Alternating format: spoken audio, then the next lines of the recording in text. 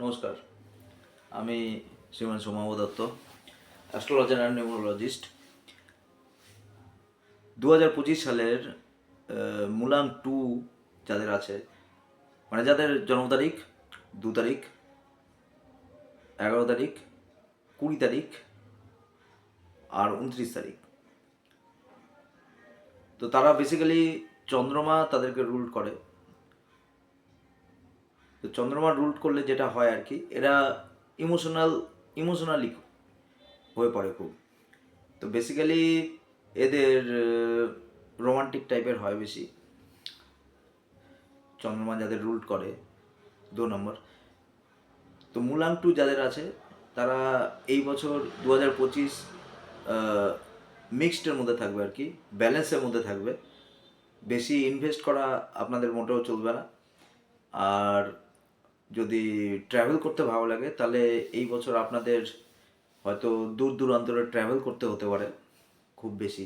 যারা বিদেশে পড়বে ভাবছে তাদের যোগাযোগ উন্নত হতে পারে।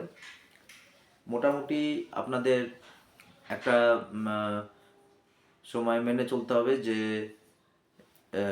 মে, জুন, জুলাই, আগস্ট, আর এদিকে নভেম্বর আর অক্টোবর আর নভেম্বর, কটা মাস আপনাদের ভালো যাবে ওভারঅল।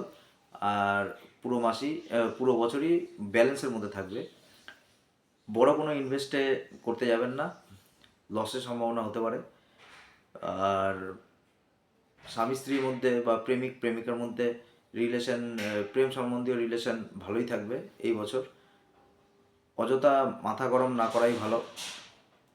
আর পারলে আপনাদের যদি জল খাবেন বেশি করে, আর অমাবস্যা আর পূর্ণিমার দিনে যদি পারেন তাহলে পুজো দেবেন কিছুটা, যে কোনো মন্দিরে হোক, যে যার যেরকম মানে আর কি। আর এই বছর আপনাদের যদি হেল্পের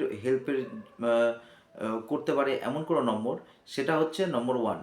নম্বর 9ও আপনাদেরকে হেল্প করবে যদি আপনারা জবের ক্ষেত্রে থাকেন, বা যেখানে ধরুন জব করছেন, বা যেখানে ব্যবসা করছেন, বা যেখানে কাজ করছেন, ঠিক আছে, যারই হোক, ব্যবসার দিকে বা জবের দিকে যদি আপনার বস যদি নম্বর 1 বা নম্বর 9 হয়ে থাকে, তাহলে আপনাকে অবভিয়াসলি আপনার প্রেফারে থাকবে, আপনাকে সাহায্য করবে।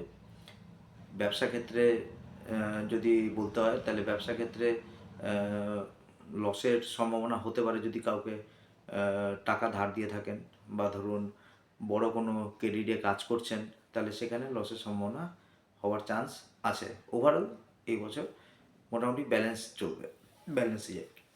Thank you.